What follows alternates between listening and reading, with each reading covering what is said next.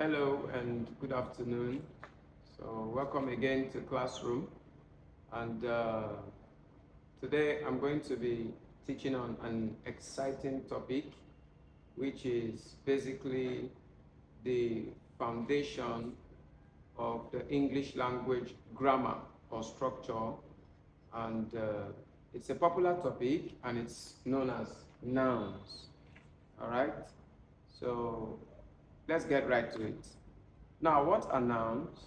Nouns, by definition, are naming words. Okay, a noun is simply a name. Basically, the word itself, noun, is from Latin and it simply means names. Yes, so this will help you understand what nouns imply in the English language. A noun is a name for a person, an animal, a place, a thing, or in some cases, an abstract idea or a concept. Okay? So suffix it to say that a noun is that part of speech we can use to name anything, any person, any place, any idea. I think you get it now. All right. Now, your nouns are in different types, varying categories, and different types, as it were. Okay, so we have what we call the types of nouns. And right here, you can see that we have just 4 types.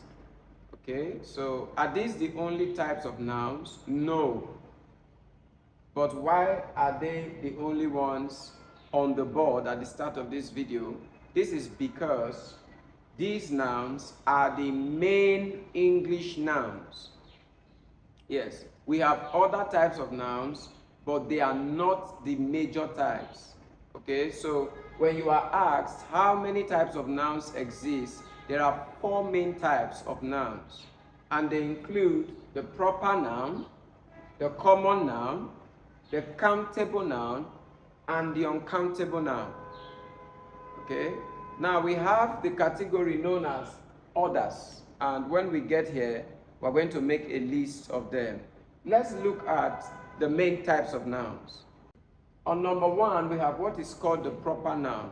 The proper noun is said to be proper because it is specific. Yes, so a proper noun is said to be proper because it is specific. All right, so what will a proper noun refer to, or what will a proper noun help us name? Very simple. Proper nouns refer to the specific names of persons such as Peter, Stacy, Martha, Sandra, and so on. Proper nouns equally refer to the specific names of places. Now, places are broad. Yes, a country is a place, a state and its capital is a place, a city is a place, a village or a town is equally a place. All right, even up to a local government, these are places. So because they are specific names, they are said to be proper. Now, the possibilities of being a proper noun extends beyond being a person or a place. It also touches areas like newspapers and magazines. All right. So if I have the specific name of a newspaper like the New York Times, that's a proper noun. Okay. In Nigeria, for example, we have newspapers like Vanguard, Tribune.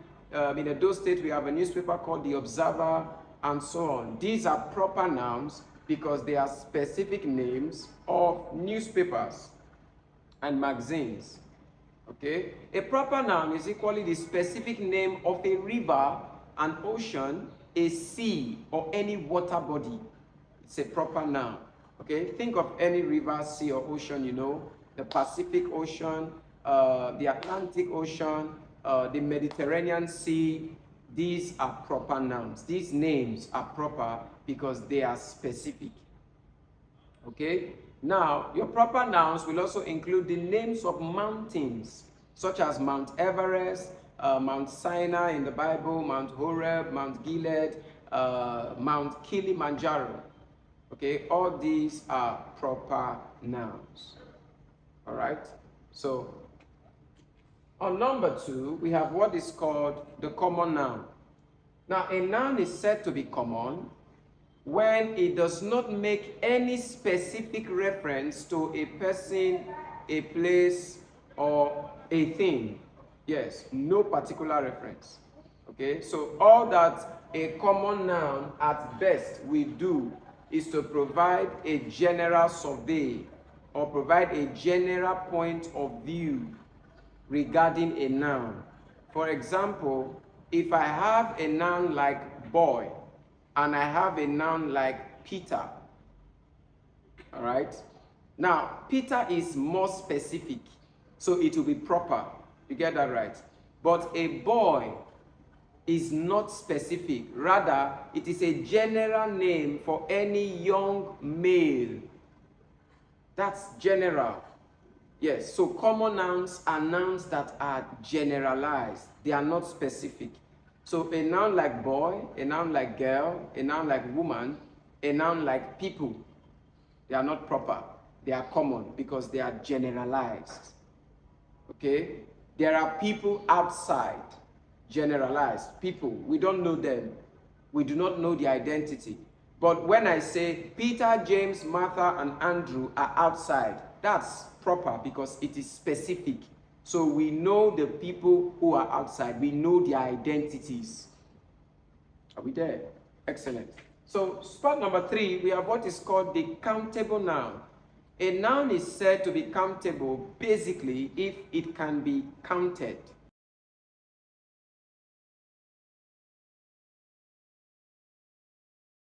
Now, as a countable noun, you are not only a noun that can be counted, all right? There are other things that makes a noun countable, and I'm going to make a list of those things. Number 1, for a noun to be countable, that noun must be able to attract both definite and indefinite articles. This is the first factor that makes for being a countable noun. You must be able to take the definite article D, THE, and the indefinite article A or an. You cannot take both. You can only take one of the indefinites.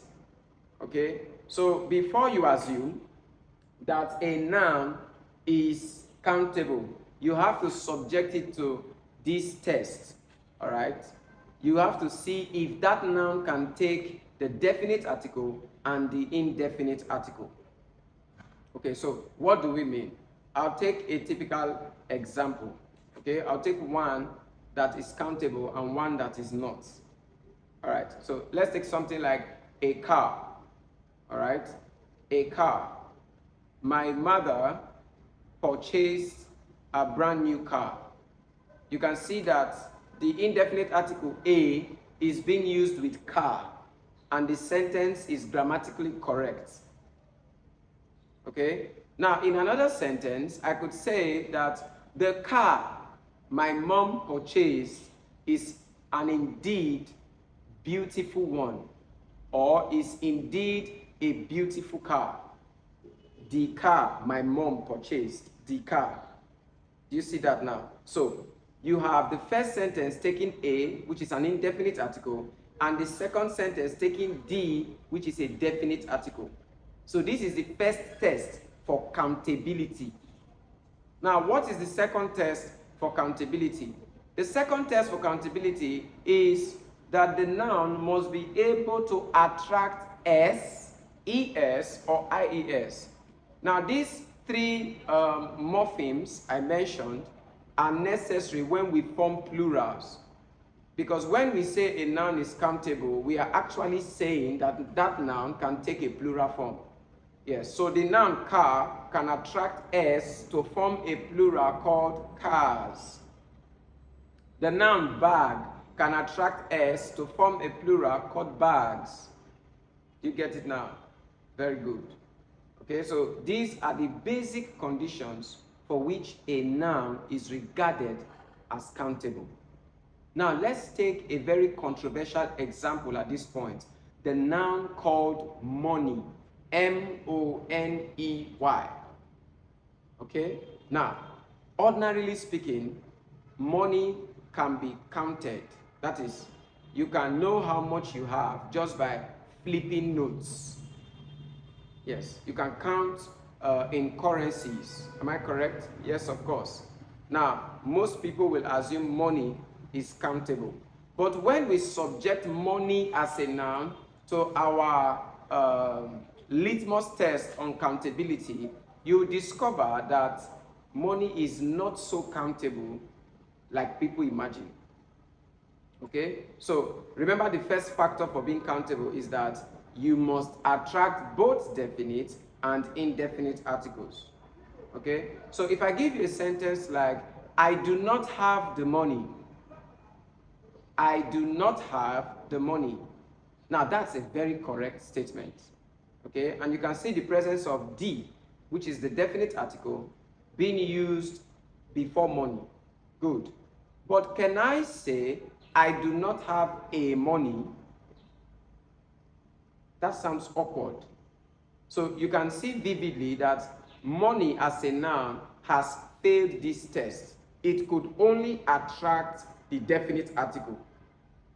It could not take the indefinite. Okay? On a second attempt or examination, when we try to form the plural for money, okay, ordinarily speaking, money should not have a plural form in the form of monies, M-O-N-E-Y-S. No. Okay, it shouldn't. All right, but money actually has a plural. Yes. When we refer to, for example, the presence of different currencies, the dollar, the naira, the pound, the euro, okay, I could call them monies. All right, but the spelling of that plural is M-O-N-I-E-S. Okay, so these are typical case studies of countable nouns and uncountable nouns. Now, moving on to number 4, an uncountable noun, okay, is any noun that may not necessarily be counted. Yes, such as water. You cannot know for sure the amount of water. Okay, even if it's in a cup, you cannot tell. All right, though we have other forms of quantifiers. For example, get me a cup of water, or get me a bucket of water, or get me a pail of water. All right, but to say that we can number water is not possible. So that makes water an uncountable noun. Are we there? Now, uncountable nouns cannot take all English articles. That is, uncountable nouns cannot take both definite and indefinite. The only article uncountable nouns comfortably attract is the definite article. That's all they attract, the definite article, which is the. So we saw how that the noun money could attract only the definite article and not the indefinite. Okay, so that makes money an uncountable noun. So think about other uncountable nouns that exist. Yes. Think about them. You cannot count them necessarily, and they only attract the definite article. Okay? So I'm going to make a list of them shortly so that you can see them right there on your screen. Please write them down. They are typical examples of uncountable nouns that have been utilized in exam conditions, all right?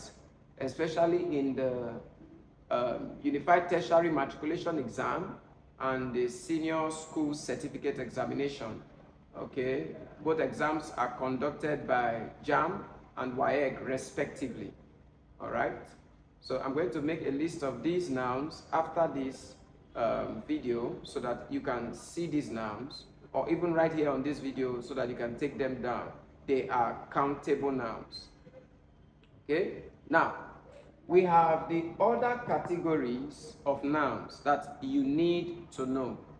Okay, so we have what is called the concrete noun. We have what is called the abstract noun.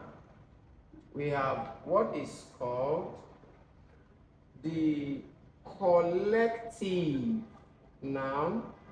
And lastly, we have what is called the compound noun. Okay? Now, when is a noun said to be concrete? A noun is said to be concrete if it can be seen, can be touched, or can be felt. Such noun is concrete. You see that now? Good. So, a noun like this board, for example, I can see it, I can touch it, and I can feel it. It's a concrete noun. Are you there? Excellent. Now, an abstract noun, on the other hand, is a noun that you may not necessarily see. It is not visible to the eyes. All right? It's a noun also that you may not necessarily touch. It's not palpable. But it's a noun that you can feel. Yes. So under this category, we will have more of emotional nouns. That's what I call them, because we are dealing with feelings. We are trying to perceive their existence by feeling. Okay? So nouns like joy. I cannot see joy, I cannot touch joy, but I can feel joyful. Are you there? Nouns like sadness. All right? Nouns like love. Nouns like anger. You can't see anger, you can't touch anger, but you can feel it. You know when you are angry. Okay, so we have more of emotional nouns here. Excellent. Okay, so you can also go on to list other examples of emotional nouns that you can think of right now. They are abstract. On spot number 7, we have what is called a collective noun. So whenever you hear a collective noun, or whenever you see the term collective noun, what should come to your mind is a group. A group. So a collective noun is simply a name that is given to a group of nouns. Okay? That is a name given to a group of persons. For example, a group of people will be called a crowd. That's a collective noun. All right? Now, these people could also be people watching a football match. You will no longer call them a crowd. Because they are doing an activity called watching a football match, they will be called a collective name known as spectators. I beg your pardon. They will be called a collective name known as spectators. Yes, a group of people watching a football match are spectators, not speculators. Please take note of that. All right? Now, we also have various nouns and their collective names. Okay? A group of ladies, for example, is called a bevy. A group of witches is called a coven. You should be familiar with that. A group of players, football players, okay, we call them a team. Not just football, any other sport or sporting activity. Their players are called a team. Okay? A group of sailors are called a crew. Yes. So the list is endless. All right? Now, shortly afterwards, you are going to see a list also of popular collective nouns. That is, popular names in English given to a group of persons or places or animals or things. Yes. There are collective nouns on persons. There are collective nouns on places. There are collective nouns on things. There are collective nouns even on animals. For example, a group of what you call parrots is called a pandemonium. That's an animal. All right? So a list is going to appear on your screen shortly. Please take note of these nouns. Very important. All right? Lastly, we have number 8, which is the compound noun. Okay, now as a good student, whenever you hear compound, all right, it talks about a combination of two simple things. Yes, when I have two simple things coming together, a compound is formed. It's just like in your chemistry, all right, two elements coming together, two simple substances coming together, we produce a compound. Okay, now a compound noun, based on this explanation, a compound noun is simply that noun that is formed when two separate or individual nouns, you may choose to call them simple nouns, combine. Yes. For example, if I combine the word book and the word store, S-T-O-R-E, all right, book is a noun on its own, it's existent. Store is a noun on its own, it's existent. When we combine both, a new noun, which is the compound noun, a new noun known as a bookstore will be formed. Are you there? So that bookstore, which is now the product of the combination of book and store, is said to be a compound noun. Simply put, yes. So if I have another noun like wheel, W-H-E-E-L, and chair, C-H-A-I-R, each of these nouns are existent and separate. When I bring them together, something will be formed known as the wheelchair. So your wheelchair becomes the compound noun. Now I must say this at this point, that a compound noun can exist in three forms. You should write that down. Number one, a compound noun can be closed. That is to say, after the combination occurs, both words fuse. Yes, both words become one. They are not separated by anything. Okay, a typical example is in the compound noun bedridden. B-E-D-R-I-D-D-E-N. Yes, you see now two different words, bed and reading, coming together, they form one noun. But this noun fuses. It's not detached by a dash or by any space. It is together. That type of a compound noun is called a closed compound noun. Okay? But when a compound noun is formed and there is a space separating the constituent words, such a compound noun is said to be open. Out there? So a typical example is in a compound noun like car race. Yes, you don't write both words together. You separate them by means of a space. Such a compound noun is said to be open. Now the last type of compound noun is the hyphenated compound noun. A compound noun is said to be hyphenated when it is separated by means of a hyphen, which is a punctuation mark. Okay? So if I have a noun like son-in-law, you find that in between the words, which is son-in and in-law, you have a hyphen. Yes, that's a typical example of a hyphenated compound noun. Okay, so right about now, I'm going to make a list of various compound nouns in their open, closed, and hyphenated forms. Okay, I will advise you take them down. Open, closed, hyphenated. All right, so this, ladies and gentlemen, is basically it. Here on the board, we have the types of nouns. So don't forget where we started from, that a noun is simply a name.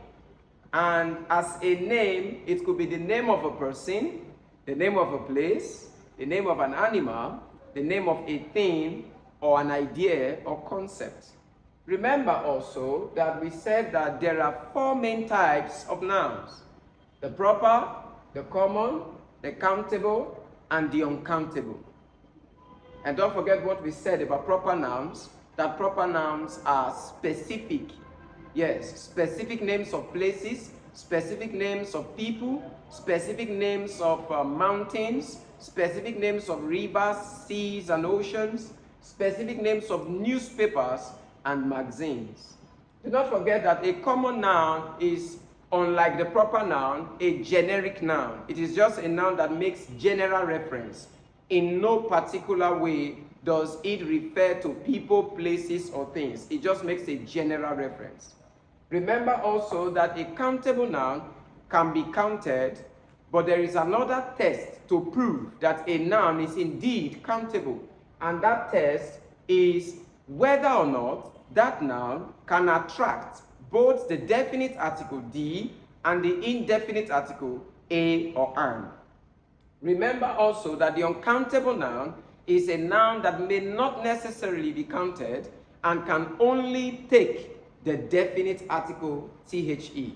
All right? Now, we have the other category. These are not the major types of nouns. These are just, let's call them minor types. Okay, because what makes you a minor type of noun is that at the end of the day, when we critically break you down, we can find that you are either proper or common, and then you are either countable or uncountable. Are we there? Okay, let me show you a basic test. If I have a noun like son-in-law, now you know this is a compound noun. Very good. Now, as a compound noun, it is hyphenated. Is that true? Yes. Now, you will find here that a son-in-law is not a specific name. Please follow this explanation carefully. A son-in-law is not a specific name. This implies that it cannot be proper because it is not specific. So what will it be then? It is going to be common. So let's draw an arrow from here to son-in-law. So son-in-law is compound because it is made up of 3 different words. Okay? It is hyphenated in form, but then it is not specific, meaning it cannot be proper. It will be common. Is that true? So this is the first test for these guys we called the minor nouns. Minor. Remember what I said, that a minor noun is a noun that you can break down either into proper, common, or countable, uncountable. So son-in-law is a compound noun, true, but son-in-law is common because it is not the specific name of a person. Now, this son-in-law can have a plural form. Is that right? Very good. It can have a plural form called sons-in-law, not son-in-laws. No, if that was what you were thinking, that's wrong. Endeavor to watch my video on the formation of common plurals. Yes. It's a critical breakdown of how nouns form their plurals so that you do not get lost. Make sure you watch that video. Okay? Now, it has a plural called sons-in-law. Because it can take a plural form, it will therefore be countable as well. Can you see that? Very good. So you see that though originally it was a compound noun, we have been able to reduce it to either common or proper, which in this case it is common, and we have also been able to prove that it is countable. Now you can see clearly why these 4 types of nouns on this part of the board are considered the main types. Because every other noun is either proper, common, or countable, uncountable. Do you get that now? All right. So very good. Okay. Do not forget also concrete nouns are nouns you can see, touch, and feel. Yes. After now, just try to see anything around you. Then from seeing, try to touch them. And from touching them, try to feel them. Because nouns are all around us.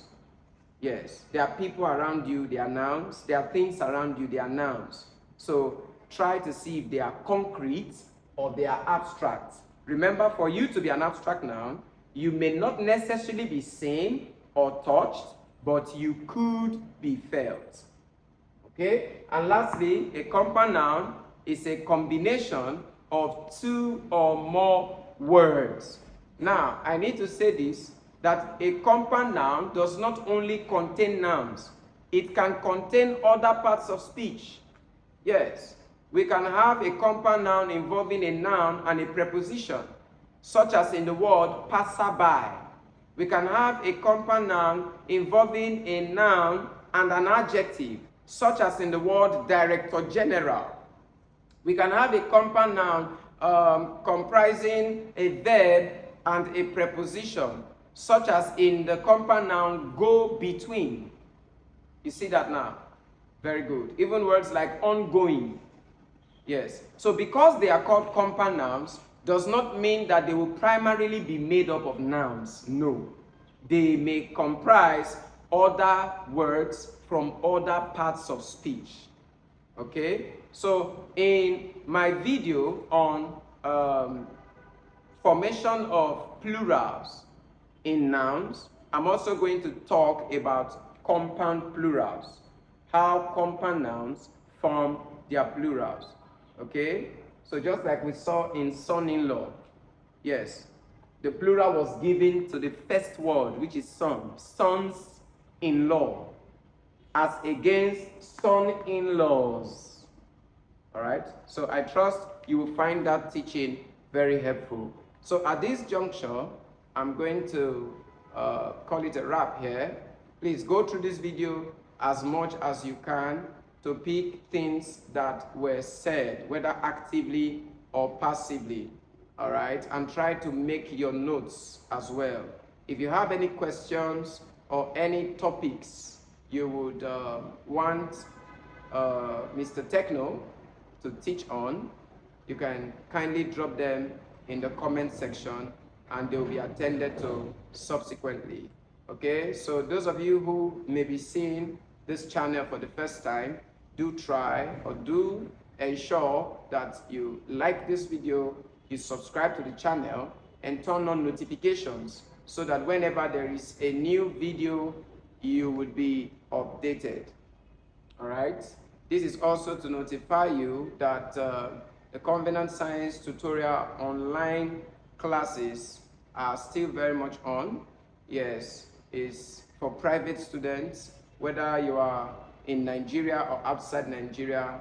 We are here for you to make your learning easy, better, and more exciting. Do endeavor to reach out to us on any of our call lines or social media outlets. Until next time, it's goodbye from here. Thank you.